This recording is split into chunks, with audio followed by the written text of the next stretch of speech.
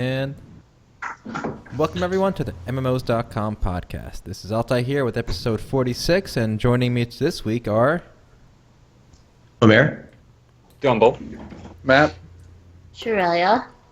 all right. That's a whole. And as always, we're going to start the week with the weekly raid, and that's all you, Gumble? Well, last week Gumble wasn't here, so I took over that role. right. So let me go over last week's, and he can introduce the new one. So last week we asked, what was your least and most favorite MMORPG expansions?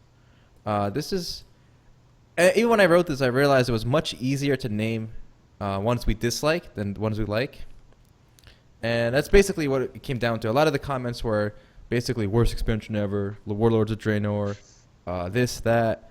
A few of the ones I got good marks were Burning Crusade for WoW, Phantasy Star Online, and Riders of Rohan for Lord of the Rings Online. I'm sure people like Wrath of the Lich King, too. They say that was the last good expansion for WoW. No, I think it got just as much hate as the rest. Really? Wrath of the Lich King definitely got a lot of hate. I don't know if it got as much as Worlds of Draenor, but it got a lot of it. All right. Did I learn? Yeah, it seems like every game kind of gets worse with each expansion, doesn't it? You know, gets you different. don't We really... talked about that before. Yeah. It's different. Yeah, sure. Different, I guess, is a better word. I know, So right now. to segue I right feel like- into... Go ahead. Sorry. Sure. No. I was Let's gonna stay on topic. say, I feel like they try to make it fresh. They try to keep the game fresh, but a lot of times it's not what the players want. You know? They change it too much But sometimes. sure, aren't you the one you I said know. don't listen to what the players want because they don't know? Did I say that? No, shoot. I said that. No, I said that. everybody says that. But anyways, I know. Is that what like, Steve right Jobs now- said? But I mean, the context for that statement is that they don't know exactly what they want, so you want to give them what they want, but not what they say they want. Does that make sense? But then it's clearly like that's not what they wanted. In the I end. have just no sounds idea what you're convoluted. saying. I have zero idea what she was saying. Okay. Let me explain. So like if Give the players them are like make this change, right? It's like you have to find the underlying reason of why they said that, and then try to find a fix that fixes that actual reason. Because players usually, a lot of players will like find like the symptom, and they'll want to fix the symptom, but you want to fix like the actual underlying problem. Does that make sense? Right, but I think we should differentiate between fixes, right, and new content. Like expansions, most of the time, not always, try to... I mean, it's Add. the same thing, right? It's like you got to think about like what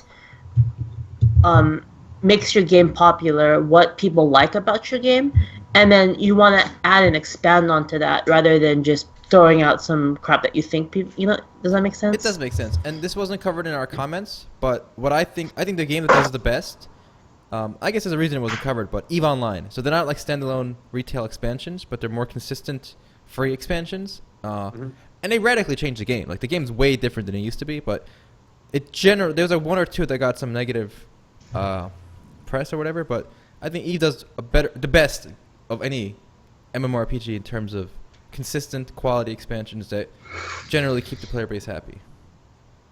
So you gotta just keep like having people on your team that plays the game. I'm sorry, Gummy. I keep. Let's move on to this week's weekly raid, All right, let's do which it. is a topic on something everybody loves to hate: lockboxes. Oh, Lockboxes boy. are She was a the personal, of most people's personal existence. story. Guys, to these boxes. Guys, I So- feel attacked.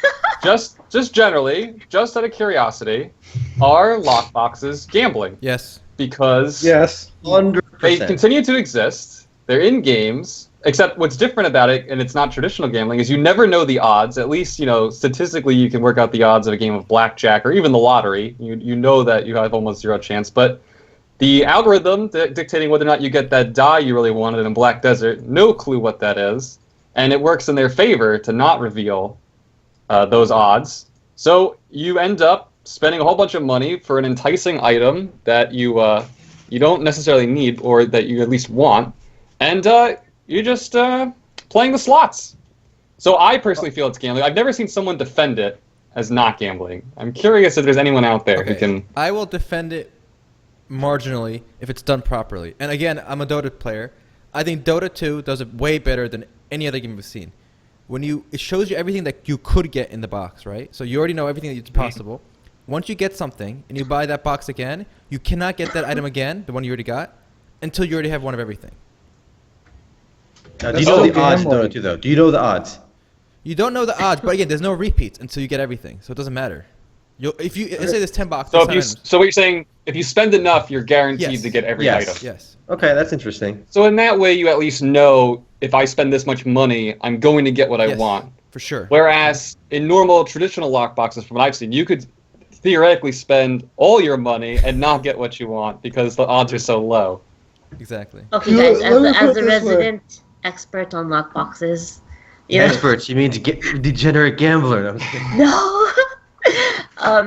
Pretty much as long as the lockbox gives you something somewhat like useful. I mean, not like total poopy, poopy butthole, but something kind of useful. Then it feels a lot better to buy them. So games that did this pretty well were like some of the Mabinogi gachapon / lockboxes gave you like items that were like actually worth something in a game. Mm-hmm. So you still felt good buying them no matter what. Whereas like some games like I played one recently. What is about it? Fate Grand Order? You're talking about how you got all these Fate Grand Order, yeah, Fate Grand Order. Fate Grand Order giving you all this like, this crap that like is completely useless. Like all the black keys, and it's like it's like, and the thing is they keep adding junk. Like every expansion, they just add like shit into the pool that is like total garbage. And it's like it's like you look at this, right? And you're like, this is garbage on purpose. It's just trash, and they just keep giving you all this trash. Just give you all this poop. Like, Matt, would you want to say on that? I was just gonna say, if you're putting money in and you have a random chance of getting an item, it's gambling. End of story. There's no way around it. It's gambling. Okay, but there's only what if they had lockboxes with in-game money? Then is that still gambling? With in-game money, it's gambling. It's still gambling. No, with in-game money being like gold or something, not like. Yeah, but it's still gambling. Like you have games that are rated, like had their rating shifted up because of in-game money being used for gambling. But that to me doesn't make sense. But is it an issue? I think the main problem when we say is it gambling, is it a problem? No, hold up. I'm not ready to admit it's gambling. Ready? When I enter an instance for a raid boss in WoW, and there's a 1% chance the boss will drop the item I need or want. Isn't that gambling? Isn't that gambling? What does that mean? Well, but you're not putting money towards it. I'm putting time equal money. He's putting time. The time to run the dungeon is like an hour, let's say. But even if it's fake money, it's still money. You know what I mean? No, like you could. I think I disagree with that. Yeah, I think if it's in-game money, it has no value. Well, I'm just saying, historically, the ratings boards don't disagree with that. What? We don't care about the eraser boards, ESRBs, whatever the hell they are. That's a private organization, They're kind of like, that's not like there's no like legal body behind that. It's just a bunch of old dudes. Yeah. It's a bunch of prunes. But it's also the legal, or not a legal body. It's also the private organization that's like running the ratings for the entire industry in our country. Standard, yes. Dear ESRB, suck it. How about that? Done. All right. Actually, I think for a lot of these Korean games, ESRB doesn't even touch them. It's PEGI. Really? PEGI. That's the European one. Yeah, let's stay on topic here. Yeah, I know. So I feel that when you spend virtual currency, maybe it's gambling, but it's not the same type of detrimental gambling as spending. I see no issue with that. Yeah. Dude, even hard-earned Neopets cash. had slot machines, like with the in-game Yeah, money. they did. Like 15 years ago. So it's clearly not that big a deal. Like scratch cards. Neopets is aimed at kids, literally like 12 and younger kids. So if it's in-game money, I would see an issue. If it's real money, then the only way you can do it is with real money. That's straight up gambling, then. Yeah. You're also you entice people to part with their livelihood for some, shiny item or character or whatever it is that you're enticed by. The biggest issue with this. The thing is, it's gambling either way. You guys are just trying to make a distinction, like gambling is automatically a bad thing. There's a distinction between a form of gambling which can prove harmful to the person rolling the dice, and a type of gambling which exists only within the confines of a virtual world. But that's not the context of this article. This is this is a discussion point. I not an don't article. Talking about lockboxes, though. I mean, with fake currency, because anything is gambling. Then life is crossing the street's a gamble. Life is gambling, but that's beside the point. Then that makes the point. That makes the whole concept meaningless. The argument's pointless if everything is gambling. Then nothing is gambling. But anyways, okay. But the point is, you guys asked if lockboxes are gambling. Even if you put real money towards a lockbox, you are gambling real money to get an item from a lockbox. It's still gambling. That's all I was saying. That's gambling. I think yes, we all admit that. We're all good. We're all good. Okay. But the biggest issue I have with lockboxes is them not disclosing the odds. I think if a company says these are the odds to get every item, and then some kid spends $1,000 and doesn't get the item, I don't really care, But I feel like if the company hides that information and they don't want to reveal it because they've done the research, they've done the math, they've done the scum math to realize that if they show you the odds, you won't participate in the scheme. But if you don't show you the odds, they'll participate, and then after they spend a certain amount of money, they'll view it as sunk cost, and they'll keep going until they get that item. And at that point, it becomes really scummy. And that's my only issue with lockbox. It should legally be okay. I mean, I don't want to tell them what they can and cannot do, because at the end of the day, it's your money. Right. It's your decision to blow it or not. I think they should be. We're on the cusp of a legal storm. I think these, especially in mobile, these mobile games with lockboxes can really take thousands away from people. And I think there's going to be a legal movement, by Congress to limit it. What? Thousands of. Yeah, it's true. I really think. What's funny though is, the other question is like, should they? But I mean, it is funny to think that somebody out there is playing Candy Crush and they suck at it. They're just pouring money into buying new lives or whatever, or they're gambling for some item in a game like Clash of Clans to try and be better than their neighbor. Guys, you want to know how much I spent on Fate and Order? I don't know if we want to know. I want to know if you don't mind sharing, but I don't. It'd be interesting. Over 2K. It's really give us the damage. 2K. Oh my over god. 2K, Over dude. 2K. I just needed a wife. Congress needs to protect you. Yeah, exactly. You want to know the worst thing? You guys want to know the worst thing, Matt? It just gets worse. I spent 1,000 to get one character and didn't get her during a rate up. So she was rate up. She was like it was a rate up event for this one character. I spent 1,000 and didn't get her. Holy shit! How fucked up is that? Like, if you spend $100, you should get it. Like, oh my god. I would literally be a hermit for about 3 months if that happened to me. I'm not kidding. Insane. Well, it just goes to show you, it works in their favor to not reveal the RNG odds. Now you know why I quit the game, right? So, I think what the point to take home though is that lockboxes, until, if there ever is some type of legal precedent for it, they're going to keep appearing because it seems like they're insanely profitable. And then for free-to-play titles, it's a great way to guarantee revenue.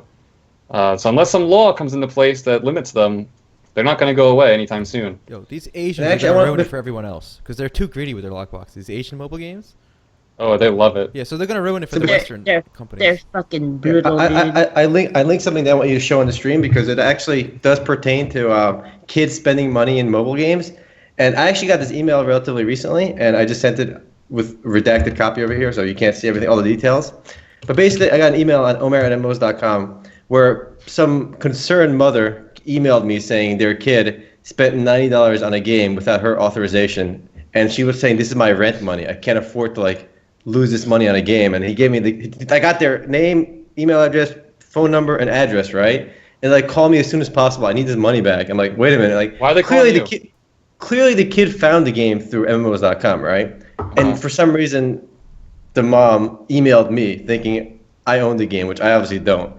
And I told them I responded saying, "Look, I can't help you. I don't run this game. You have to contact wherever your kid bought this game from." But kids are blowing their parents' money, boys. Easy.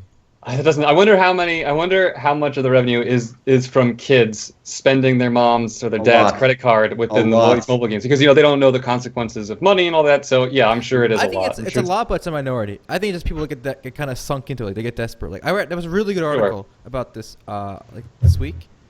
I can't remember the name. It was on one of the major general gaming sites. But basically, there was a grandmother who felt like if she didn't keep spending in Clash of Clans, she'd be letting people down, like her clanmates. Oh, wow! It's like a peer pressure to spend. No, well, they didn't actually ask her to spend, but she just kind of internally thought she would. Created it. Yeah. She created her own peer pressure, but yeah, that's social pressure though. Peer pressure is dangerous. Yourself. And she was. They don't even tell you. She was immobilized. She was disabled, and she was spending her money at home. Oh no! You guys want to know how it worked with me? Pretty much, it's like when you're like for example, I really wanted that character, right? Mm-hmm. So you've had that target, like I want this item, and so you roll for it, right? And then you roll for it, and you're always like, oh, well, maybe I'll get on the next one, maybe I'll get lucky, right? And so you keep rolling, and you eventually hit this hill. You get over this hill that pretty much says, well, I already spent this amount, I might as well go ham. Sunk costs. Right? So, I mean, and I kind of do agree. It does kind of prey on people that are kind of weak. You know what I mean? Like, so for example, like, at the time that I spent that much money, I wasn't really feeling good. Yeah. Right? I was, like, kind of, like, depressed and stuff. And then, like, that got me into going, like, well, I'm not feeling good, like, YOLO, right? Yeah. So, I mean, I guess, while I do believe that people should be able to spend their money, I mean, I feel like maybe there needs to be something to make those companies not as scummy. Like, you get it eventually, because it's like there's like a type, like an amount of money that you spend before you can get it. It's like. But do you feel like I personally like look at these Chinese scummy pay-to-win games, right? Like when I see those games and I see people spending money on them, I don't feel bad for them. I don't think the game is obviously pay to win, and I feel like everybody knows that going into it, like from the get-go. I mean, as a person who has been through that, I feel like I don't think. I mean, also knowing you, Omer, I don't think you would be able to understand what it feels like, because I think you're generally pretty confident, pretty happy in life. So I don't think you would fall into that pit. I think it's a pit that people fall into that are down on life, and that's the problem, right? I mean, I guess that's where the problem.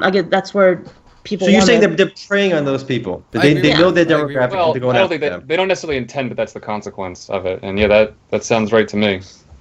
I mean, I don't know, dude. To be honest, if you're talking about the Asian ones, I don't know. They probably do. I'm gonna be racist right here. The Asian people are straight up scum. Like the mobile developers. The developers. Yeah. The developers. Okay. Yeah.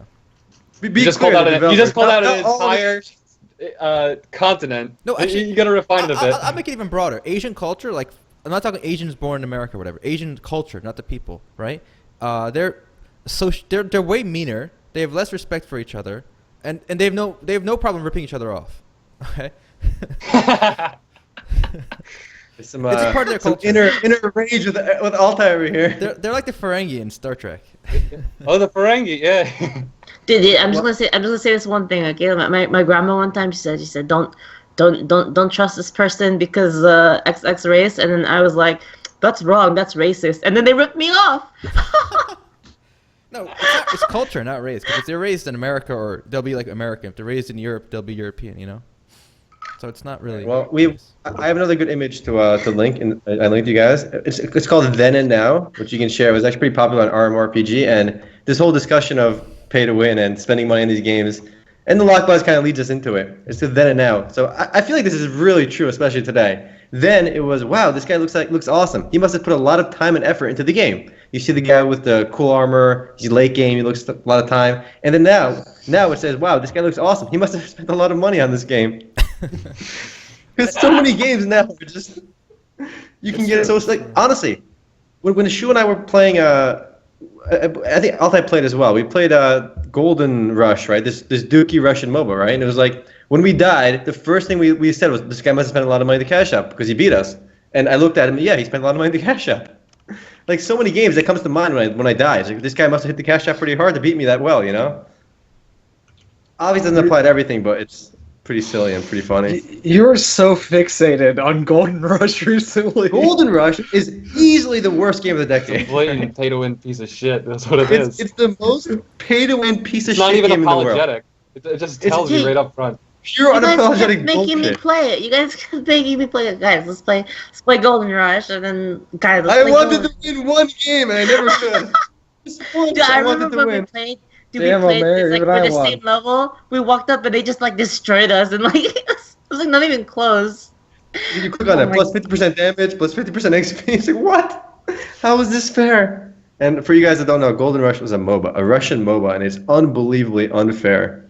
Wait, so it was pretty funny. I think I played 2 shitty MOBAs with you. Which one would that be? That was the one that's 3v3. Yeah, 4 teams. What was that other one we played? That one wasn't that bad. The 2-team one. Which one? Oh, I know, the other Russian mode. That's also pretty pay to win, I believe, but That one more was fun. called Prime World. Prime World was more fun than Golden Rush. Obviously, Golden Rush was, again, I said the worst game of the decade, so it would rank on one of my worst games of all time list and most pay-to-win nonsensical games of all time list. So, this guy just quoted you, Altay. Asian people are scum. I said Asian Lord Altay. culture. Asian developers too. That's called telephone. Didn't you play that in grammar school? Your words are about to get misconstrued all over the place. And I'll even specify it more. Chinese culture specifically. Japanese are more okay, and so are Koreans. Chinese culture. Koreans, Or yeah.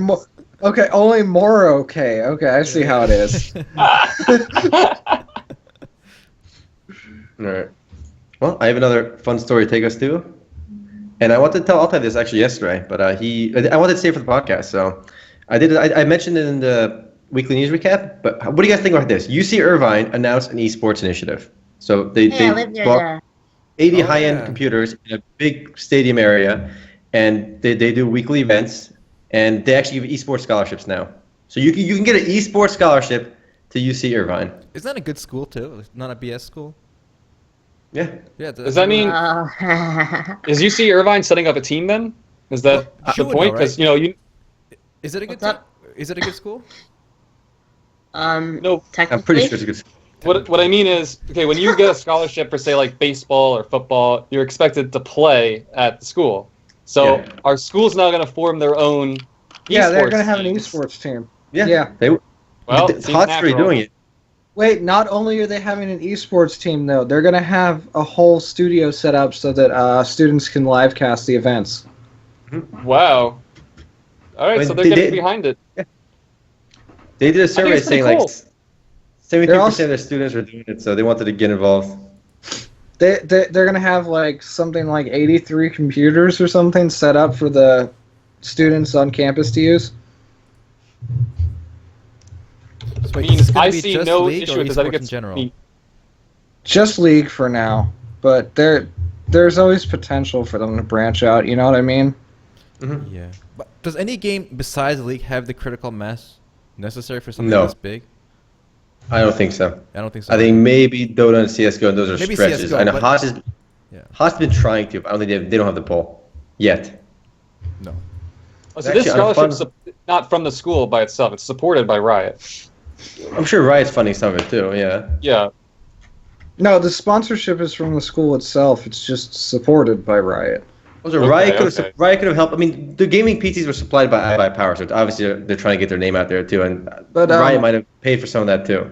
Yeah, I think what happened is Riot helped pay for the arena and the PCs. I'm not sure. It's really unclear, but the How actual cool is that?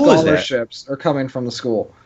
I would have loved to have this available to me when I was in high school because if I would have been like, I'm diamond, get good, get me in, masters, you Yeah, know, yeah, Let me get when in, you're- free school. When you were in high school, it would have been like, what, the StarCraft scholarship or something? Yeah. Wow, Matt, you're calling me game- old? The, Shots fired. Ouch. No, I'm saying... the Pong I'm scholarship. saying, like, there wasn't anything else then. Like, what else would you have been like? 1.6 Counter-Strike, I guess. Actually, was pretty and big. Omer and Sean and I, I Quake played Counter. 3. You can be a Suck Quake Bill 3 present. scholarship.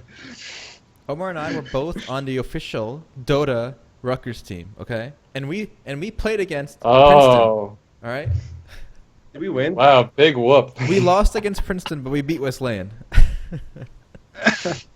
Did it, boys. We did it. Halo was definitely not an esport or anything close to it back then. Yeah. So some people are asking whether Dota 2 has a scale. And it does. I don't believe it does. For it to be in like scholarships and stuff like that.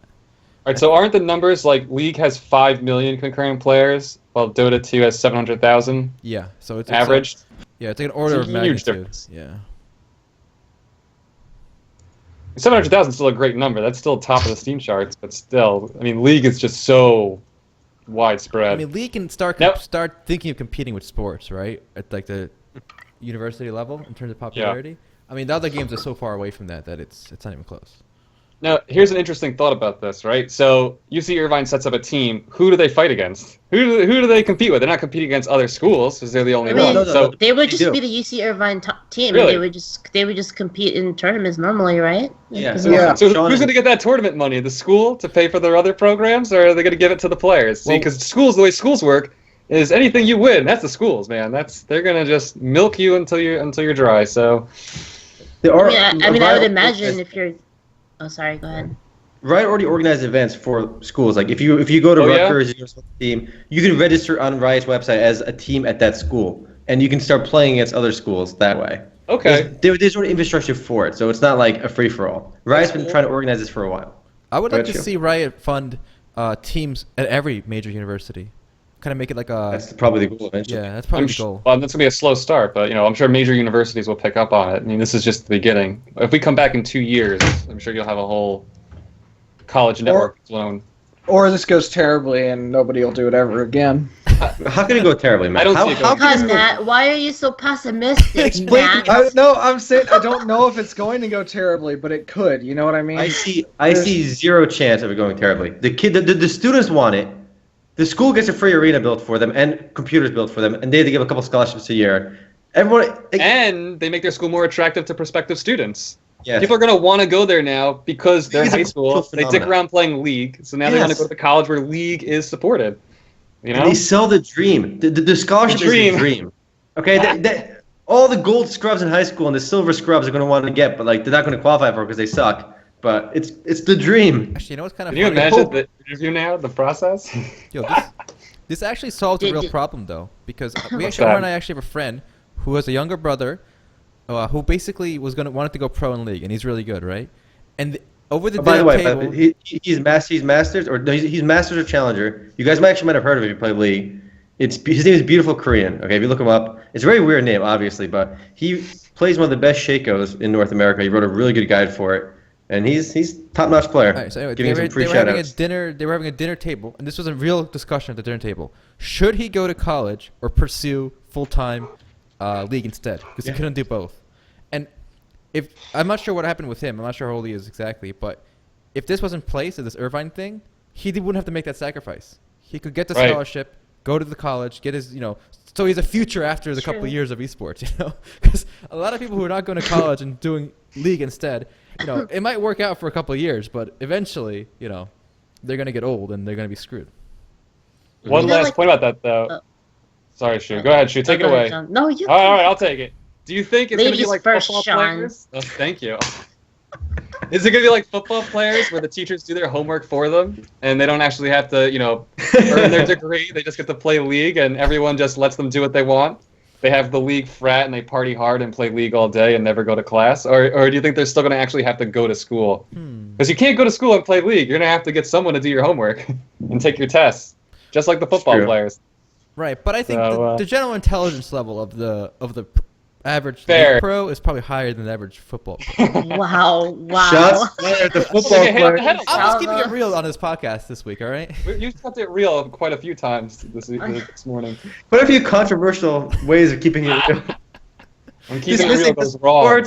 Dismissing like 1/3 of the population of the world. Do you guys not agree with me on that part? I actually agree with you on that point I was going to make earlier, I was going to say that having this system makes it so that players that they're kind of not, they really like games but they're not the type to be on football teams and stuff. It gives them something to strive for. Yeah. And also it can help you get focused, right? So a person like that could maybe get a better education, and they'd have to focus on both, and I think that's possible. It might give kids a reason to want to go to college too. A lot of people get burnt out. They don't have to study, but at least they have that one thing on the side, and it can become a thing within the school. Because I mean, I know, I would have loved that opportunity. I mean, and you think about it, I don't really want to play on a like a sports team, an actual that type of a physical activity. So it gives us something for people kind of like us, I guess that's why it resonates with us. Definitely. I have a funny picture in my mind now. The socially awkward, thin kid. It's oh, there's a League club. Let me go there and see. And then he goes there and the first day, his teammates are just yelling at him. What's wrong with you? Why'd you go there? And he just starts crying. If you think the League players are going to be nicer than the football jocks, I don't think so. No. In fact, I bet they're even more angry at you. Yeah. As long as they're not Heroes of New Earth players. No, not any players, whether it's HOTS, Dota, or League. People rate so much in these MOBAs. So I think the hazing and is just going to be just as high in a professional league setting as a sport, to be honest. Oh, hells yeah. Yeah. And Heroes of North was not that bad. Okay. it was pretty bad too. I was pretty Oh, bad. it It was pretty bad. It was pretty bad. It was, Sure, I it was played all hard. right. That's I what like chicken three If you was. like, concepts. if you like Dota, then it's not that bad. Wait, I It's have just a as- great transition. Speaking Alright. of shitty players, let's talk about Star Citizen's toilets. Ooh. What? I What? don't What? know much about it. I want to hear this. Oh my god. I'm interested. Love Basically, toilet. Star Citizen's level designer, Michael Barclay, he released what do you want to call it? I guess a development update, and talked about how they're enhancing immersion by modeling bathrooms and toilets, because you need the full experience to feel immersed in a game. I think it's pretty silly. I guess it's just one way to get them back in the news as we are talking about it. But once I heard the word shit, I immediately think, I had to go to Star Citizen. So Wow. here we are at Star Citizen again. Can I make a think it's joke? pretty funny. Yeah, go ahead, make a joke. Can I? Okay, so it's more money they're flushing down the toilet. Ah! Oh my goodness. The only reason $100 million, guys. Come on. I know, $200 million, the toilets might actually work. Like, Duke Nukem 3D. What a I want to see feature. like a full mini game. I want to see a full mini game, and then there has to be like the percent chance that like if you don't check that there's no toilet paper. I want like the full immersion, you Actually know? have to go put the Full toilet back immersion. on a roll. Do you have to wipe? Is there a wiping mechanic? There's a There's no wiping wiping. mini game. You gotta walk. No, but wait, the whole bathroom has to work. So then you have to go stand in the shower and do a quick time event so that your shower thoughts stay in line. Otherwise, you trip fall or something. You get like bonus points based on like the shape of your shit and the consistency. There's gotta be like a small chance, like that 1% chance where like after you wipe, you don't fully wipe and then you get shit stains in your boxers. All right, it happens to all of us once in a while. And then when you're flying the ship, it affects you, right? Because Yeah, you have and you like you have control like as a well. wet ass or something. Star Citizen take you to the next level on realism. All right, gotta give him props for that. Honestly, jokes aside, I do give him props. Like, imagine if you have near infinite resources, right? Which at this point Star Citizen does. They're saying let's make a complete universe. But I have a counterpoint to that. Do you really think that mundane stuff like that adds to immersion? I think it kind of takes away from it. And my example would be Ark Survival Evolved. A great game, free, awesome. I had a good time with it. I had more fun personally with that than I did with Rust or The Culling. Oh, Rust is way that's better. fine. I Don't even say that. Don't Rust is way sidetrack better. it. Go on, Okay, go my on. point being, the one thing that bothered me was the food and drink meters. In the Survival of the Fittest mode, which is what I played, that's a standalone game now, those 2 meters are next to useless. It's so easy to fill them, and just having to look at it once in a while, though, it adds nothing to immersion, even though in real life you have to eat, but it doesn't add anything. Like, what's the point of it? Isn't it just a carryover from the original one? Yeah, but they could have taken that away. But remember, they split Yeah, into it is 2 a games, so carryover. that's not an excuse anymore. Also, isn't there a mechanic where you can overeat and then you? I mean, I guess You that's fall what the asleep, yeah. hunger. Yeah, that's what the hunger meter would be for, then, right? But you want to Yeah, I talk agree. realism. I Like, you don't need find to eat that much. Like It's- you can go a whole month without eating. It's a really good point, because you would think that by adding in these small mechanics that kind of mirror real life, you add the immersion, you make people feel like they're inhabiting another world, but it actually kind of breaks gameplay. And I think there's a balancing act between keeping the rhythm of gameplay smooth so that you keep performing the tasks you want to perform, and taking breaks to kind of fulfill these small immersive parts. Like the hunger meter in those games is always a pain in the ass. It's like, if you have to do it begrudgingly, you have to go, I gotta go eat now because I can't raid because I have to fill these stupid meters. But it doesn't, I'm not happy about it. Yeah. So Did your accuracy decrease in Star Citizen when you have to take a shit? And like in a tense moment. I feel like if you want to add some gameplay elements, at least make it impact the actual game. you actually you fly faster because you really got to go. Do you actually have to shit in that game? I know the dinosaurs shit. I don't think so. Yeah. I think they're just trying to model, like, how in some games you maybe see one bathroom the whole game and that's it. They're trying to make, I guess they're putting a bathroom in every single room, as just like it is in real life, which is fine, and I do get it. But yeah, if they didn't mention it, I never would have noticed they weren't there. Yeah. I just want to play the game. Yeah. Again, I think most the people only play the game. the only game that I've ever seen modeled that many bathrooms is Duke Nukem 3D, and that is not a good comparison. Yo, at least it launched. All right, at least it launched. At least I can play Duke Nukem 3D. I'm not convinced I'm gonna play the full Star Citizen experience yet. That actually reminds me of one of my funniest game moments as a kid. Duke Nukem for Nintendo 64. It's a remake of an old PC one. But I remember being mesmerized by the fact that I could flush the toilet. Like, you push the action button, and it goes like, "Shh," and like Duke Nukem says a line or something like, "Yeah, like I peed." And you get health back. I was just like, "Whoa!" So it did add immersion. That? It did enhance our experience back then. That makes a good point. That did. That's because it was novel. Yeah. Yeah. It's a novelty, and this isn't a novelty. This is just A decoration. sure, yeah, decoration. Good way to put it. So I guess at least they're making progress. Yeah. Let's see. All right, so we got more important things to talk about, though. All you Ragnarok vets, what do you think about the new Ragnarok mobile look? Oh yeah, Well, let's Let's see. see. this. Let's see. I haven't Let's seen this see. I yet. don't think it's bad. let's take a I look. haven't seen it either. I think Now that's this is what only for China. Only for that's China. what they So So while you should guys have watch, done I'm like gonna a take a million leak. years ago, This looks So pretty far. good. This looks really good. Yeah. right? That's what they should have done to begin with. Come on. The guys. art style matches the original Ragnarok. It doesn't look like the 3D piece of shit we saw in Ragnarok Online 2. There's It a looks little bit of cutesy, Ragnarok I Online like 2 it. news too, actually. So basically, you're saying that the Chinese mobile knockoff looks better than the official, Much. like, It Much does. better. It really does. This looks I think so this much might better be than a Road 2. first. This might be a first. It is a first. But it's not a knockoff either. Though. It's probably officially licensed, isn't it? It is officially licensed, but you know what I meant by knockoff, because it's Yeah. on mobile. And it's And yeah. it's Chinese. Yes. We know you. we Well- know how much you hate the Chinese, Altai. Well, they are actually supposedly translating basically everything about Ragnarok to mobile, like supposedly the Guild Wars and everything. I don't know how much that So means. much better than Ragnarok Online 2. Like, why could they have done something like this for Ragnarok Online 2? Right? Like, it's so simple.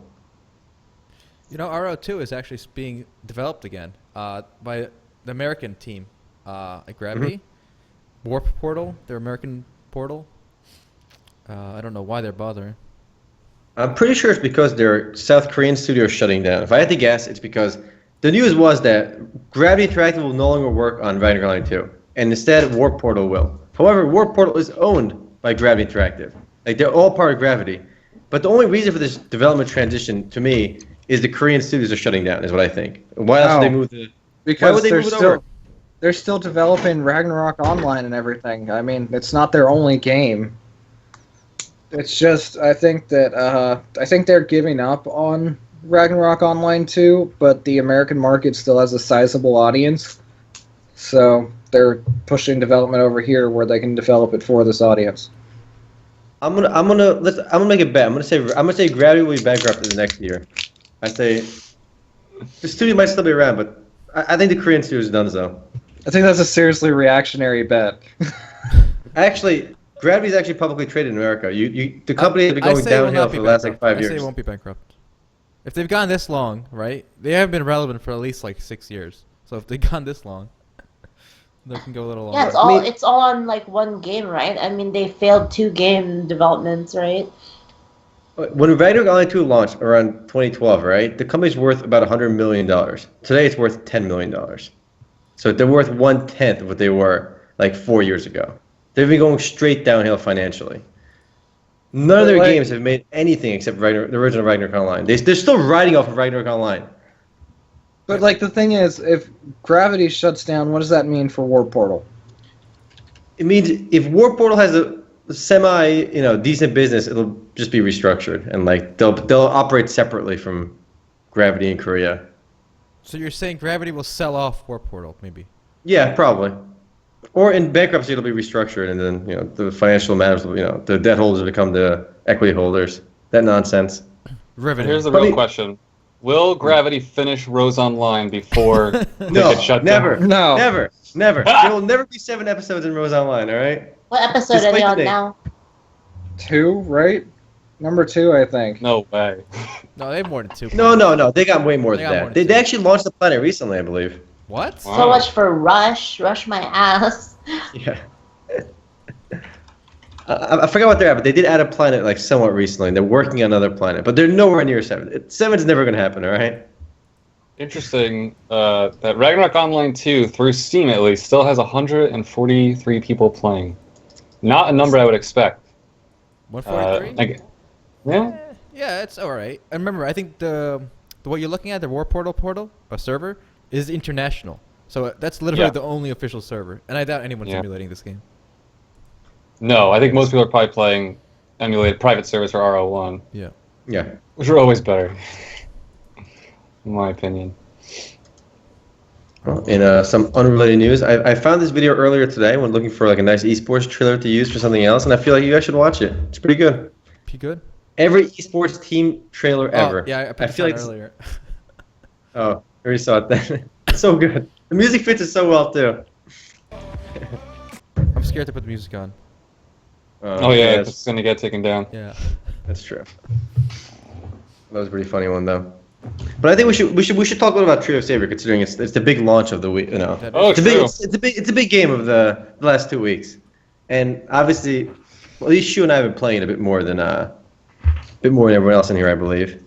I played it for an hour, and then it crashed, and I haven't gone back yet. Okay, so I bought the game, right? The day it came out, the pre-order or whatever, the early access.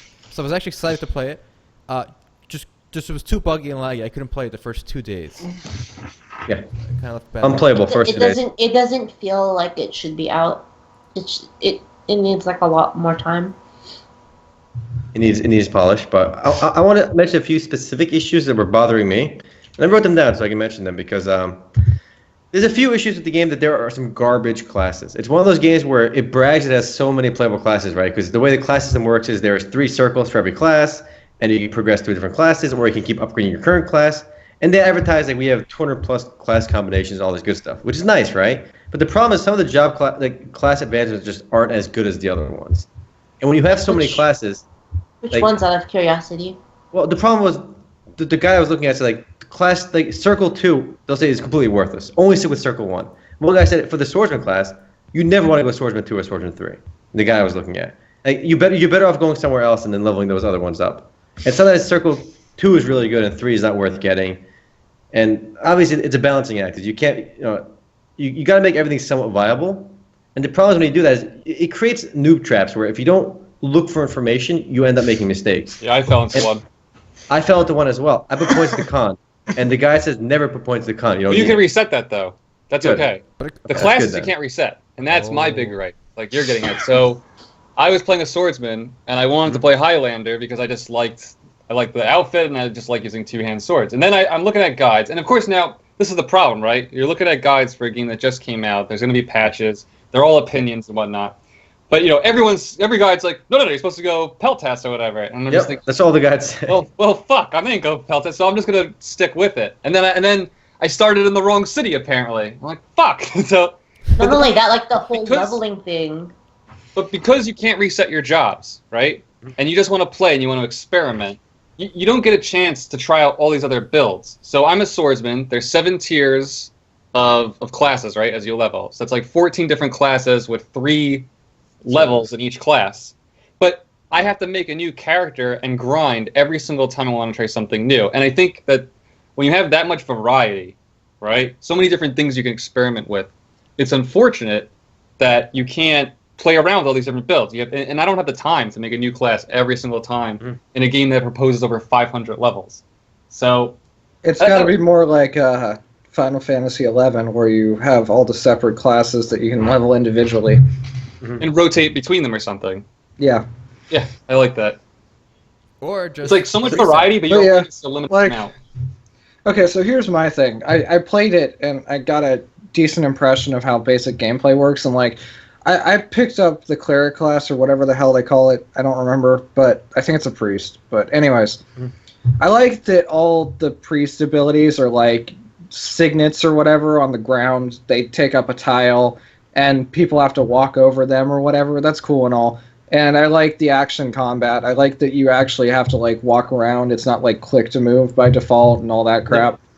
But I feel like I'm playing Echo of Soul again. Like, you know, with the restricted areas, with the mobs in a specific area, and you have the specific way to get to this specific area, and it's just like tunnel here to get to this open area, and tunnel there, and I'm just like, okay, I've been through this too many times before. That's a really good point. Yeah. And then the other thing about it is, it's like, Black Desert has really restricted trading, right? But you have all this stuff you can do to make up for the fact that you can't interact very much with players in the early levels. Tree of Savior has restricted trading, and all you can do pretty much is grind. You know, grind through these restricted areas with tunnels to open areas, with more tunnels to open areas, and it's just... You can trade with people if you have premium. Well, only a limited amount of stuff. I've already been reading up on this. I mean, no, you can trade, can't you? Just I think it's the auction house, isn't it? That's limited. No, pretty much everybody I've been reading, everything I've been reading says it's basically identical to Black Desert right now in terms of trading. Really, I haven't actually traded very much with people because I just buy my own stuff. But I wanted to trade something with Shu, and then she's like, "Wait a minute, we can't trade." I'm like, "What the frick? Why?" Because you didn't have premium. But this idea that games restrict trading is so stupid. Like, I hate that games are going this route, and they're doing it to fight gold spammers, right? But in that process, they're ruining my gameplay experience. It's such a bad solution to gold farming. Too, yeah.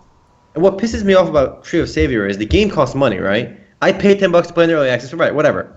And they can't handle a couple of spammers. Literally everyone you ban. By the way, the game was ridiculously spammy. Like, the entire chat was filled with gold spam for the first 3 to 4 days. Unreadable, right? Like, you would think they could just ban these people because every time you ban one, they have to buy another copy. You make another $10. But no, they couldn't do it. Just hire Omer to do it. Omer will sit there Pay and me ban everyone. $5 for every guy I ban. $1 per ban. They can't afford to get one guy to moderate the chat. In a free-to-play game, I get it, they can keep making accounts. There's no excuse in a game like this. Okay, so then there's a bigger issue though. Like, Tree of Savior is primarily guild versus guild, I heard at the end of game. Like, at the end game, it's primarily guild versus guild. Well, if you have all these classes you can go down, all these paths you can reach that are basically useless at the end, you have a bunch of paths for people that are unknowing about the fact that they're basically useless, that are going to go into a GVG game and get wrecked, yes. Basically useless. You know what I mean? It's like, why would you do that? From a design standpoint. But I mean, on the positive side, I'm still playing, I'm still having some fun. I'm level 45 only. I didn't get to play that much the last few days.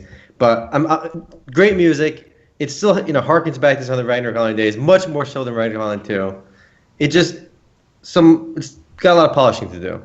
Still has potential, but I think Shu brought this up too. There's some really weird leveling issues with the game. Because the way the game works is, once you, if you go through the main quest, you end up at the monastery in the game. And the monsters in the monastery are level 45, right? And by the time you get there, you're level 30, because the PvE is super easy, right? And it's not worth doing those quests now, because you're getting XP penalized for being too low level. And you ran out of quests to do while you were going there. And I'm like, how is this possible? I went back and I did all the side quests. How to do it, and it was really I went back and did all. No, I went back and did all the side quests, right? And I used all my cards to level up. And I still went back there, and I'm still not at the proper level. So I had to go to the other side of the world, do all the quests on the other starting town, and then after I did that, I was good to go. But the game stonewalls you at certain points where you just have to either grind or find other quests to do, even though you completed all the quests. And did I tell you about the EXP drop? The EXP drop? Did I tell you about that?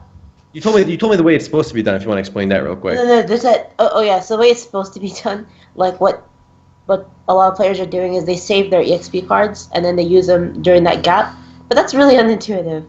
If you have an XP card, you want to use it. It feels like. Go ahead. I'm sorry.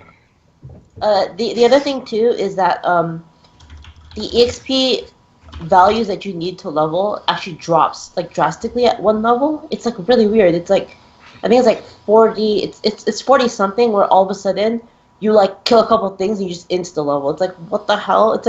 It's like the requirement just tanks.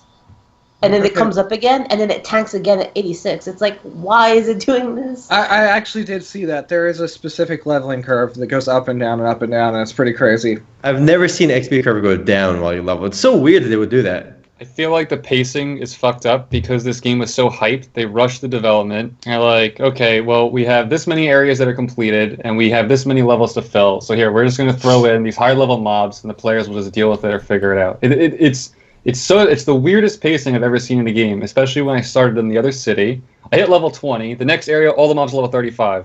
And then the previous area, all the mobs are like level 15. What? I've never seen that done before. It just feels like they ran out of time. They wanted to push the game out because they had so much momentum behind it.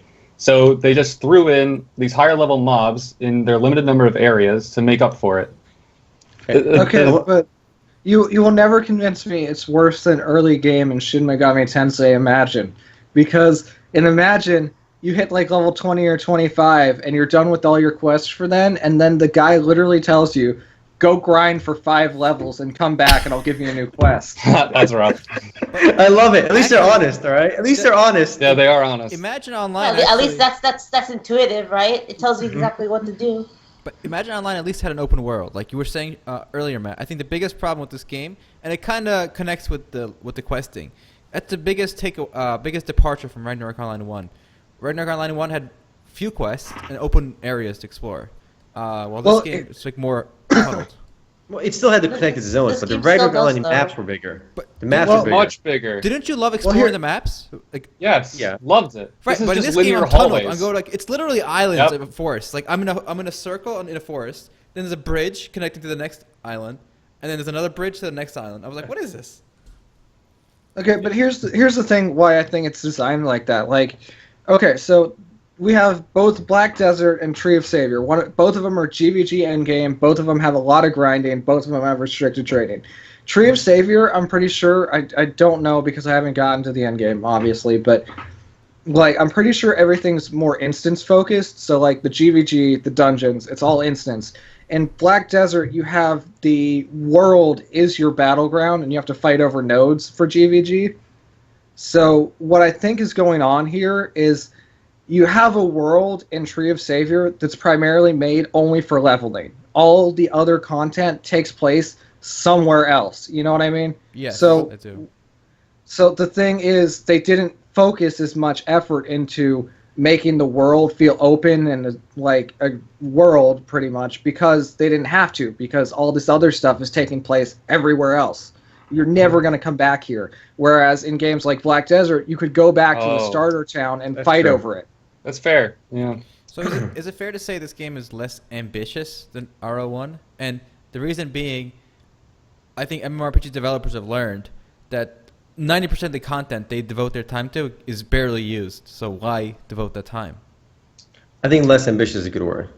Yeah. I don't know fair. if it's less ambitious or it's just evolved with the rest of the genre. You know, like, there are games that are coming out that aren't, like, a standard, but, like, what I see Tree of Savior as, based on, like, what I know, is it took an older formula and modernized it to what they think simplified it is, I think, the word I would use. Simplify, okay. Well, Simplify is a good word. Simplifies.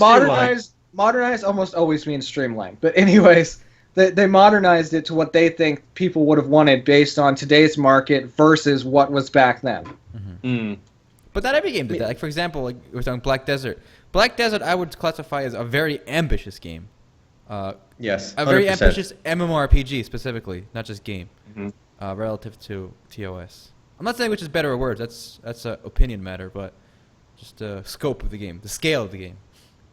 And I do want to emphasize too, we don't want to just bash entirely on Tree of Savior. The game is still in early access. I'm having a lot of fun. And there's 40,000 players it. online. I'm having fun still, so it's not like we're just mentioning the few flaws that we ran through. But my biggest issue though wasn't really the balance issues, because some of the classes, even though they might suck, I mean, they might be better in PvP than other classes too, obviously.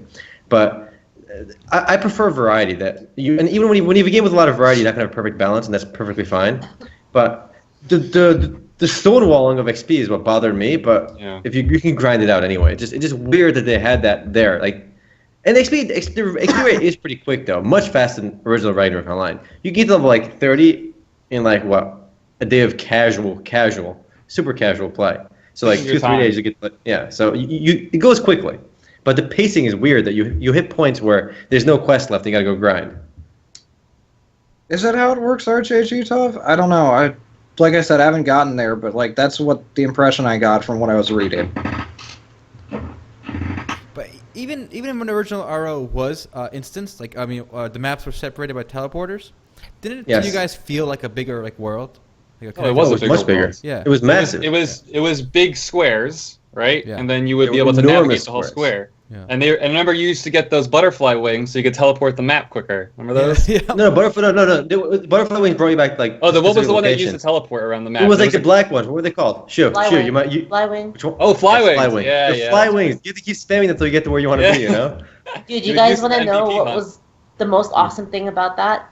So the maps in the areas were so huge. Like, do you remember, like, it took you forever to go from, like, the top left corner of the map, like, to get anywhere into civilization, right? You were just, like, in buttfuck Egypt, right? Yeah. So what I did was I walked into buttfuck Egypt, and then I as a priest, you can, like, mark a spot, and, like, this is where my teleport goes.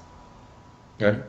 Right? And so what I would do is I'd go into PvP, and I'd hit somebody with, like, a mace that freezes them, and I'd drop a warp portal behind them, and I'd magnum break them into the portal. And they would message me. They would be like, "You fucking asshole!" And I'm like, "Yeah, I hope you have a butterfly wing." And he's like, "Yeah, I don't." And he's like, "Fuck!" Now he has to like walk 20 minutes to get back to town. Wow. Yeah, dude. Good times. Well, I can say for sure if what RJG Tov is saying is right and it works kind of like Black Desert, then like, okay, wow, some of these zones are going to be really, really terrible for GVG. I can say that right now. They're going to be terrible. Like, they're just like so many railroads. It's all railroads. It's just like why would you want to do GVG in areas like that? If that's how it works, if it works kind of like Black Desert. I guess we'll find out, and then we can report on it when we understand it better. So, I'll mention one more thing about Black Desert. People are saying that the Black Desert subreddit was being censored by people talking. Here's some drama, boys. I wrote about this too. Here's the drama, boys. On the subreddit for Black Desert Online, anyone that apparently writes anything talking about pay-to-win elements in Black Desert gets the threads insta-locked. And hey man, they're scared about something.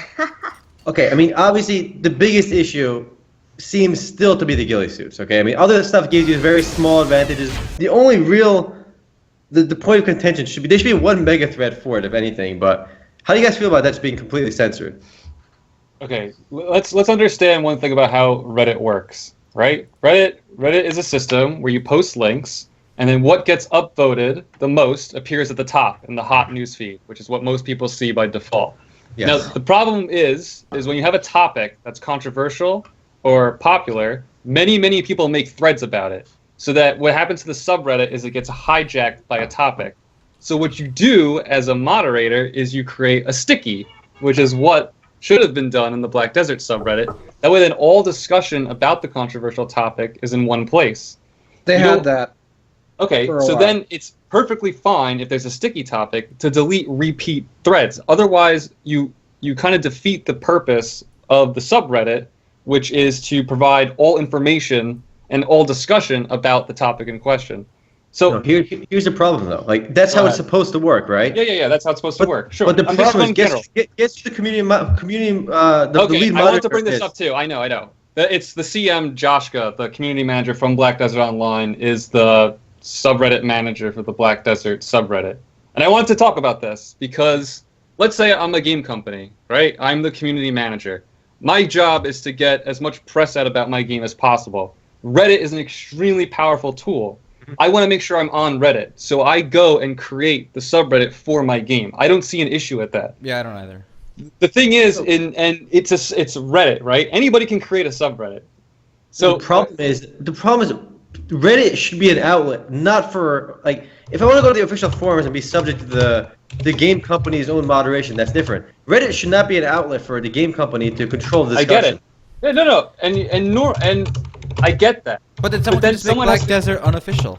Yeah, Reddit. someone should just make another one. Yeah. That's how it works, though. I mean, but that's not how it works in practice. People aren't going to just move to the next one unless they literally just ban everybody. No, This isn't how things work. You need inertia. There's no inertia. I don't see why it's an Okay, issue, but though. here's the thing with the subreddit. Like they said in the thing, they banned it because they can't do anything about it. It's not them, you know. It's But that's the whole Let them different discuss it. point. And Yeah, let them discuss it to their heart's content. Yeah, That's they're what, hurting that's what the anyone. community wants to talk about. All right, they should Yeah. make a sticky or something and say stop talking about this. Yeah, If you yeah. want, you know, but I don't Talk know. about it here. It's not, Talk about it here. It's not a big deal. Make your own subreddit, and I don't think people choose Reddit over the official forums for third-party news. They choose it because it's a more streamlined viewing experience. I don't want to make an Yeah, account. I don't want to click No, these. but- I don't want to open 1,000 Okay, pages. but now where do you discuss the issues that they don't want you to talk about? Like Reddit is the go-to place for stuff like that. Sure, like I said, make It's a an subreddit. alternative to the official community. Make a subreddit. It's called the Black Desert subreddit. Okay, make another one. It just, People I'm don't with Aaron choose on this. Reddit. People don't choose Reddit over the forums for unofficial news. Or unofficial discussion. They choose it because it's easier to navigate. the format Look, is easy, Reddit, I yes. think there's a misconception. Reddit is not a bastion of free speech No, and I didn't say it was. intolerance. So, and going there under the illusion that you're going to find unbiased discussion in a subreddit devoted to a specific topic is ludicrous. Whether it's our MMORPG, or Black Desert Online, or Cornflakes, you're going to find biased Cornflakes. discussion. Yeah, our Cornflakes. I wonder if that exists. I'm going there right now. Well, So, I feel like people are operating under an illusion. This is how it works. That this is Reddit. Welcome to Reddit. This is the cruel, hard facts. There's censorship all over the damn place. We've been shadow banned, so I really don't see an issue with the CM being on the admin on the subreddit either. That seems perfectly natural, and I imagine many subreddits for games are that way, and maybe But I just don't think it realize. does the game disservice to do this level of censoring. Even if the moderators, I mean, because I think we can all agree Black Desert is not nearly as even close to pay to win as like a lot of other games, right? Anything from So China. let them like discuss it. Like if you by doing this, it garners negative will. And I'm not the only one saying this. I agree. This thread is doing really well on MMORPG because this is a place they can discuss it freely.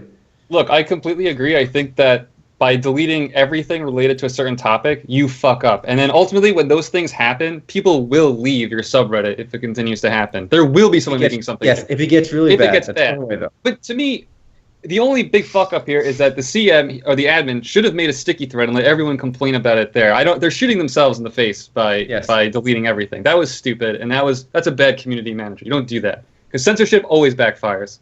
So to me, that makes no sense. But if they're just responsible, I see no conflict of interest. There's nothing. You know, Kellogg is pay to eat.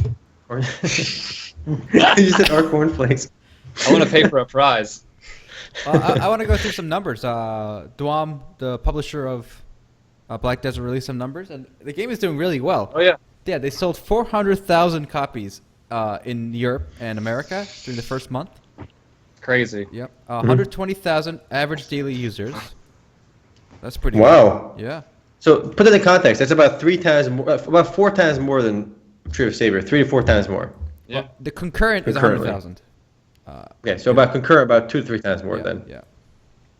And their goal by the end of Still this really year impressive. is 1 million users. So I think they Or- can do that. Yeah. Possible. Yeah. And Get also, I want to a more contrast important- the what was it? Keyboard Warrior over there. I want to contrast the launch for Black Desert and ToS. I think they both charged money, so they have no excuse there. Black Desert did a much better job with their launch. Oh, a million. definitely, Black Desert is one of the definitely. smoothest MMO launches in history. Tree of Savior was like, oh, finally, a bad MMO launch. Yeah. You All right, know? the first 2 days unplayable. Yeah. It's that bad. And Trips, I mean, on Black Desert Online, day 1, perfectly playable, Perfect. right? I couldn't believe it. It was hella packed, but it just worked. You know, there was no real big issues. You could just play. And there were only 2 servers, just like in ToS, so there wasn't like a server issue either. So I guess right. at least not front end. Yeah. I was really impressed. Yeah, I feel like we won't see another smooth MMORPG launch for a long time. I would Total say outlier. Black Desert Online is probably the first actual MMORPG I've seen in a long time. Like when even in ToS, when they segmented so much, like the zones and stuff, it just doesn't feel Yeah. like it doesn't give me the epic feel that No. old school MMORPGs gave me. because it's an open world. I mean, Black Desert Online is open world, so you have that massive sensation, which is a nice touch. Black Desert prides itself on its sense of epicness by setting you up for these scenic views and bustling towns. They did a very good job that way. Mm-hmm. I think it'll be around for a while. Yeah, I think Black Desert and Tree of Saber cater to very different audiences. Yeah, they're the kind of games. They're very different kind of games. So they'll both, do well in their own areas. Also, I want to point out too. Sorry, go ahead, Omer. Do you think Black Desert will ever go free to play? Yes. Not this year. So. Not this year, but I think your original estimate, Omer, was off. I think it's more successful. What did I say in my original estimate? I think you said 6 months. Yeah. I say 2-3 years, maybe. I'd say around that. No way. You think it won't last that long? If they can keep pushing out content. Less than a year, and my 6 months is still possible. It's still possible. Still possible? I don't think it's going free to play at any point. They made it buy to play because they thought that's what Westerners wanted. So I don't think so. I think it's staying buy to play in the West. Man, what if after like 6 months, people are still playing, but new players are they're getting very little new sales. What do they lose by going free to play? Nothing. I think I don't think they're going to. All right. Well, I think if they're smart, they don't have to go free to play. Here's what they can do. They can drum up like support every expansion. Like in the future, they can sell and say you get the expansion and all previous base game content. They do the Guild Wars too. Yeah. Guild Wars. I don't think that will happen though, because they're By not the way, really. whatever happened to the Guild Wars? You don't play it? The Guild Wars. it's still the Guild Wars. Wars. It's still doing well. Yeah. I haven't heard anything from the new expansion. The expansion got a little bit of hate from some quarters, but I think they did a fine job. I don't think it's a big deal. So. We were never heavily invested. No. At least I wasn't. Yeah. So I can't comment on Guild Wars 2's expansion. No, Guild Wars still, did so many things right. It's like probably one of the most perfect modern MMORPGs. Like if you're gonna have the questing was good, the world was huge. Like it did so many things right, which is why it did it pretty well. I mean, it was not it's not on the top 10 list, but it did really well. All right, well, I want to share the story you picture I linked. It's pretty good. Unrelated though, of course. Of course. This is an excellent picture I stumbled on earlier. I feel like you guys should appreciate this too. I linked it up. That is a dad joke and a half, Omer. That was so good. I love this picture. I had to share it. That is a dad joke. No. This is. Wow, Matt's still poking jabs at me for being too old. All right. The feels. Well, let's talk a little bit about Sunday Funday. Let's hammer out what we're gonna do next week. I say we try Orcs Must Die again. We were planning to play it last week, but the servers were not cooperating. They were not. So yeah, I'm down for that. Okay, let's try that again. It's a 5-player game, wow. so. Right. So I want to mention something else too, which is completely not MMO related. You guys ready for this? Ready. No. Okay, guys, listen. My brother and I had quite a discussion about this last night. Okay, completely not gaming related. All right, but I'm gonna ask you guys the same question. So first, I'm gonna start with a simple question and see if you guys get the right answer. Okay. If it has anything to do with Trump, I'm out. No, it's not political. It's a math question. If a parent has 2 kids and at least one of them is a boy, what are the odds the other one is a girl? Do you want me to answer it? Yes. It's 50%. It's not. Really? No. It's not. Isn't it 25%? No. It's 66.7%. Why is it 66.7? And if you phase the listen, well, I'll explain that later. But the second part of the question is, if a parent has a kid, has 2 kids, and the boy is born on a Tuesday, what are the odds the other one's a girl?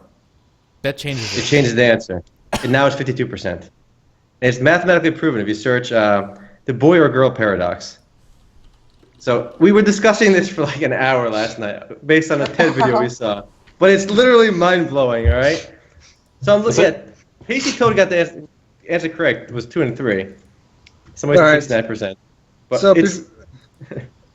Go ahead. So before we're done, I just want to cover this in the podcast. So there's a new Turkish tank coming out next year, right? It's called the Altay. It is the first Turkish tank to be made since like World War II. Is that We're on the real? ball, boys. Yeah, it's real. We did it, real. boys. This tank is named after me. All right, and I'm Also, wait for it. It started development sometime around 2011, so it's plausible that you guys ditched MMO HUDs to go work on a tank. Don't tell them that. That's a secret. All right? There's a non-disclosure on that one. Like, we should play Armored Warfare. Actually, for Sunday Fun Day, this tank earned it. All right. see, it's not Armored Warfare. it's not going to be an Armored Warfare until early 2017. But Oh. anyways, you guys are secretly in Turkey right now to finishing details on mass production. Matt, we're gonna have to kill you now. I'm sorry. All right, roasted pepperoni. It's happening.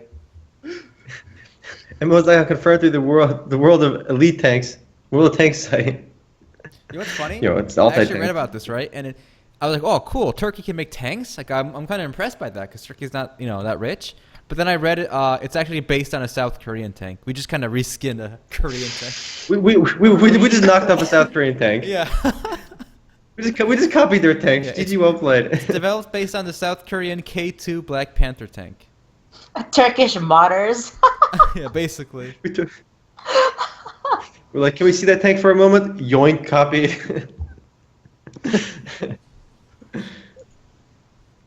Pretty funny. You got anything else this week to cover? Take a look, see. Okay, I got one. What have you guys been playing this week? Well, Watching? I Anything got a quick piece interesting? I got a quick piece of news. Daybreak is actually hiring 15 people or so for a new project. So a lot of people Yeah, are it's saying called- they're kind of shuttering down the studio, but that doesn't seem to Well, be the case. we all said they were shuttering down, so this is kind of like they watch our podcast and like, listen, we gotta hire some people. So Oh, the MMOs.com team has to stop saying we're gonna shut down. All right, we're on the way down. No, they're coming back up now. All right. Yeah, that's got to be it. MMOs.com is going to affect our stock prices. Not publicly traded, unfortunately, but it's a good sign because prior to this, they were literally like the way you view Daybreak was a private equity group came in, a hedge fund, and they bought from Sony and they called it Daybreak. And from that day, they've been shedding assets. They've been closing studios and closing, just getting rid of stuff. This is the first time they're actually working on something new since they took over. So that's definitely a positive sign. I mean, I didn't think they were shuttering anytime soon, but like They were closing a lot of stuff. it looked pretty bad for a while. Yes. But Really bad. I guess not. The only thing though is I swear if they make another game based on EverQuest Next assets, They might. They're gonna be like, look, we spent all this money on this game and we didn't even make EverQuest Next. We gotta get some dough out of it. all I know is it's the same studio that's working on DCUO, I think, the Dallas one. So I guess Infinite Crisis 2.0, my guess. Excuse me. Possible. I'm allergic to cats, and there's a cat on my boobs. Oh well. Wow. So what have you guys been watching anything good this week? Anything interesting? The Watch- In-Betweeners What on is that? Netflix. It's pretty funny. Oh, I watched that one movie with you, Omer. That was awesome. She watched 12 Angry Men. 12 Angry Good Men. show, good movie. Classic. Mostly I've just been watching more Fairy Tale. Nice. What episode, is it up to like episode like 200 now? Who's your waifu, Matt? It's important. I don't have a waifu. Who's the waifu? I don't You care. gotta pick one. No, I really don't care. You gotta I pick don't one, Matt. You gotta pick one. You gotta pick one. You gotta pick one. You gotta pick one. Maybe a husband? Who's your husband? I don't have. No, no. It's I'm not okay. We picking don't. You know. Don't judge at MMOs.com. Matt, we need an answer. You're not getting an answer. Matt, if you had to pick a waifu, who is it? Yeah, Not picking a hypothetically, waifu. hypothetically, Matt. Like, okay, it's on the record. It's not your waifu, but just Just Who's your for us. waifu? Hypothetically, move to the next topic. Okay, well, I finished watching Gate recently, and I enjoyed that anime a decent amount. My waifu there would definitely be Rory Mercury, the lolly character. All right. Good. Right, this sounds Yes. like some overtime talk. This might be some overtime talk, All right, but one random thing before we close up for the main thing. Atlas Reactor has VR preview version. What? Isn't that weird? Who wants like? It doesn't seem like the kind of game that would be done in VR. It makes no sense. Okay, Actually, so no, it could be interesting. I'll let Matt talk first. So what I've been hearing, and I actually didn't realize this was the reason, a lot of people are getting motion sick from VR because they're playing first-person games that have head bobbing. And head bobbing, when your body is not naturally moving, can apparently cause motion sickness. But anyways, the reason a lot of these third-person or like strategy games are getting VR versions is because you can have it in your face and it won't make you motion sick. It's like a tabletop. You know, it's like you're playing like was it Warhammer or something, right? Oh. Just think of it like that, right? Like you're standing over a board and it's like Warhammer. You're moving your unit and stuff, you know? Yeah, I didn't think about that, huh?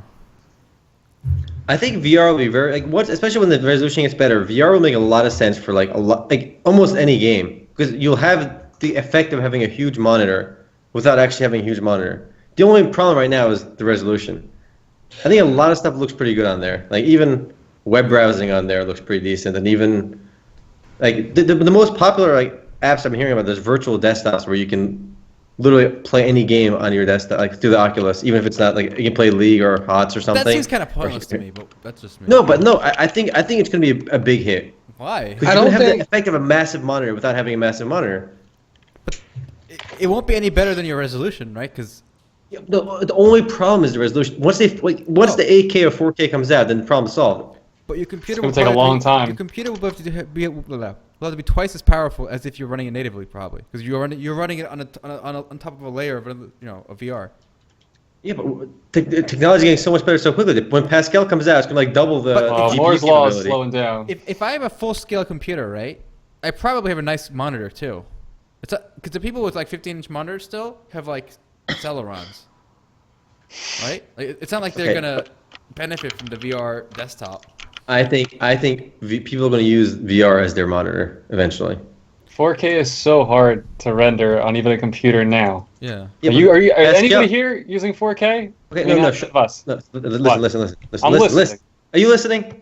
No, I'm not actually listening. Okay, fine. Anyway, I play at like 2K resolution, which is 2560 by 1440p often, and my computer runs it fine, right? But I have a high-end PC, obviously. When Pascal comes out, it's literally going to be twice as jump. So yeah, Pascal, okay. Okay, and then now 4K will be fine. I probably can't do 4K either, but I can do 2K well. So when Pascal doubles it up, 4K, no problem. Good to go. 5 years. But aren't you? When that happens, won't you have a nice quality monitor as well? I already do have a nice quality monitor. But my monitor is 27 inches. I think you'll buy a 4K monitor before you buy a 4K VR headset. No. Depends which one comes out first. So. No, they already have 4K monitors, but there's almost no benefit right now. The extra resolution doesn't really add that much value on a monitor at this after even 1080p. Well, on a VR screen, it's massive because you can still see the pixels at 1080p or 2K even. At 4K, when you don't see the pixels anymore, it's gonna be massive. Movies, games. I think Oculus can be really good for non-VR design stuff too, and only time will tell. I think I guess we'll see. the desktop thing is just crazy for VR. What up, Shu? I was going to ask if you could talk about Pascal a bit, because I don't think people know what that is. Okay. It's the latest NVIDIA architecture, and they're making this... Altay probably know better. They're reducing the size from, 28 to 14? 28 to 16 nanometers. It's basically the Maxwell didn't do a die shrink, which is the current architecture from NVIDIA. So this is going to, and also AMD's copying them too. So we're going to basically 50% better GPUs this year. Yeah, the latest models are going to be much better. It's going to be a bigger jump from the last few years, so it's going to be nice. Do you know when that's coming out? I mean, I read it was this like year. April. Later this year, but summer of this year, they said. The only people who are going to get it though are enthusiasts like us. It's not going to be like, by enthusiasts, he means mega nerds, all right? So if I'm trying to get an Oculus, do you think that it'd be a good idea to wait, or is that too late? I say you get it. Wait till the end of the year. What's your GPU now? No, I think it's summer. Wait, what's your GPU now? Let me see. You need 970 GTX at least. Yeah. You want a 970 GTX at least for sure. For what? Jeez. It's oh my god. The 970 is still like 300, I think. GTX 760. 760? Oh, nice. 760? No dice, no moss. Yeah, you okay? So then wait later this year for Pascal. Yeah. Yeah, Is there like a low end one I can pick up before then that's worth it, you think? Before that, I mean, it's gonna get obsolete so quick that I wouldn't bother. Unless you find like a slick deal or like a sale from someone, you know? Damn, so I have to wait like till the fall for my VR? No. I don't think you have to wait that long. I think they said summer. We'll know for sure late April when they announced it. The announcement should come later this month. Also, a lot of things will still run on Oculus. Like, you just can't play like the highest end games. But a lot of the stuff on Oculus is not like super high end. It's like cartoony, so you'll be fine. Just to go back a minute because you guys moved on really quickly. I don't think League is going to be big in VR, even if it gets VR support. I think that the people that play League are very, very serious about their competitiveness, and I don't think it's going to increase it, like their ability to win at all. So I don't think they're going to go for it. League on VR. I don't think so either. I think you're probably right. I think a lot of things that we currently do on 2D will not do well on VR. It will be new applications that come out. Like whether it's graphic design, it's like people are not going to strap something on their face to go on their desktop. That if it's blows my comfortable mind. and the quality is the same or better, of course they will. No. Listen, imagine playing League. Like, when you put the VR on, you have a huge screen in front of you, and you're on like the top of a mountain, all right, and you have perfect concentration, all right. It's a nice atmosphere. It looks good. Your screen is perfect size. Why not? Here's why. Omer, Go ahead. Because it doesn't increase their ability to win. It doesn't make the experience any better for them in a competitive setting. Therefore, they won't go for it. It's that simple. No, I'm not talking about like the people playing eSports. I'm talking about just regular people playing League. Yeah, people that are still serious about it, but not like eSports level, are still going to think the same way. It's like people play Counter-Strike in 800 by 600. We went over that one podcast. Remember? There's less distraction. You can set up VR to be less distracting. You can meld away everything else but your screen into a void. That's a bigger problem because Matt's talking about the high-end competitive people. I'm about people like me. When I play Dota or League, I have two monitors. I'm reading Reddit and watching YouTube as I'm playing. Good. You can do that easier on VR. You know that, right? You look up. No. You got your VR. You got your YouTube playing up there. You got Reddit to the left. You got your porn over there. You got some radio. You got everything going. You got hentai going down there. Wherever you want to look, you got everything blowing. I like to be on my phone, But then, Okay, so you say it's not going to be for the esports level people, but then you have the casuals. The casuals have to look at their keyboard to find the buttons usually. No. Most League players don't want to look at their keyboard to know what the cue button. What? You have Matt, to what look kind at of your scrub-a-dub-dubs keyboard? are you What the playing? fuck? No, I'm just No saying. League player beyond like the Matt? first time video gamer is looking at their keyboard. it's not about League. I think you're underestimating that, but anyways. Also, it's not League specifically. In general, people when they're on a computer, they're kind of doing multiple things. Like whether it's tabs, whether it's monitors, whether it's TV. A lot of people run their TV while they're on the computer or their phone. They're playing on their phone. But the problem is you can combine all these in VR, and I think with the virtual desktop and stuff like that, it could be awesome. Maybe one day in like 30 years, but not this. No. day. I'm talking like after 4K or 8K resolution, you're there. All right. Well, we can keep going about this in overtime. We're running out of time for the main podcast here. So if you guys are watching this on YouTube and you want to keep hearing us, make sure you watch live on Twitch.